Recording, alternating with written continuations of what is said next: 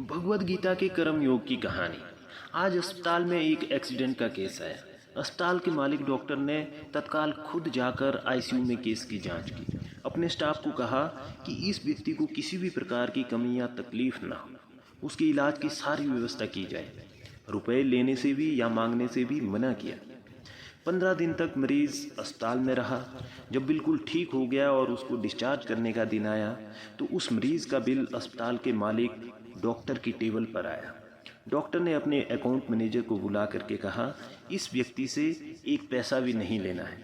Account manager ने कहा कि डॉक्टर साहब 3 लाख का बिल है, नहीं लेंगे तो कैसे काम चलेगा। डॉक्टर ने कहा कि 10 लाख का भी क्यों ना हो, एक पैसा भी नहीं लेना है।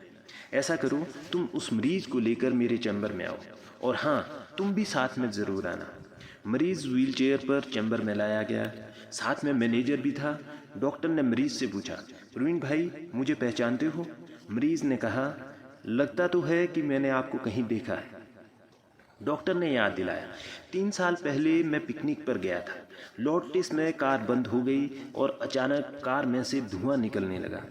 कार एक तरफ खड़ी कर थोड़ी देर हम दोनों ने चालू करने की कोशिश की, परंतु कार चालू नहीं हुई। दिन अस्त होने वाला था, अंधेरा थोड़ा थोड़ा घिरने लगा था। चारों ओर जंगल और सुनसान था। परिवार के हर सदस्य के चेहरे पर चिंता और भय की लकीरें दिखने लगी। मैं, पत्नी, युवा पुत्री और छोटा बालक सब भगवान से प्रार्थना करने लगे कि कोई मदद मिल जाए। थोड़ी ही देर में चमत्कार हुआ। मैले कपड़े में एक युवा बाइक के ऊपर उधर से आता हुआ दिखा। हम सब ने दया की नज़र से हाथ ऊंचा करके उसको रुकने का इशारा किया। वो तुम ही थे ना प्रवीण भाई? तुमने गाड़ी खड़ी करके हमारी परेशानी का कारण पूछा। फिर तुम कार के पास गए, कार का बोनट खोला और चेक किया। हमारे परिवार को और मुझको ऐसा लगा कि जैसे भगवान ने हमारी मदद करने के लिए तुमको भेजा है, क्योंकि बहुत सुनसान जंगल था। अंधेरा भी होने लगा था और जंगल भी घना था। वहाँ पर रात बिताना बहुत मुश्किल था और खतरा भी बहुत था। तुमने हमारी कार चालू कर दी। हम सबके चेहरे पर खुशी की लहर दौड़ गई। मैंने जब पर्स निकाला और तुमने कहा, भाई सबसे पहले तो तुम्हारा बहुत आभार। रुपए पास होते हुए भी ऐसी मुश्किल में मदद नहीं मिलती। तुमने ऐसे कठिन समय में हमारी मदद की। इस मदद की कोई कीमत नहीं है, अमूल्य है। परंतु फिर भी मैं पूछना चाहता हूँ, बताओ कितने पैसे दूँ? उसमें तुमने मेरे से हाथ जोड़कर कहा था, जो कहा था वो शब्द मेरे जीवन की प्रेरणा बन गए। तुमने कहा, मेरे नियम और सिद्धांत है कि मुश्किल में पड़े व्यक्ति की मदद के बदले कभी पैसे नहीं लेता। मेरी इस मजदूरी का हिसाब भगवान रखते हैं। एक गरीब और सामान्य आय का व्यक्ति अगर इस प्रकार के उच्च विचार रखे और उनका संकल्प पूर्वक पालन करे तो मैं क्यों नहीं कर सकता। ये बात मेरे मन में भी आई। तुमने कहा कि यहाँ से 10 किलोमीटर आगे मेरा गैराज है। मैं गाड़ी के पीछे पीछे चल रहा हूँ। गैराज में चल करके पूरी तरह से गाड़ी चेक कर लूँगा और फिर आप आगे यात्रा करें। मैं ना तुमको भूला ना तुम्हारे शब्दों को, और मैंने भी अपने जीवन में वही संकल्प ले लिया।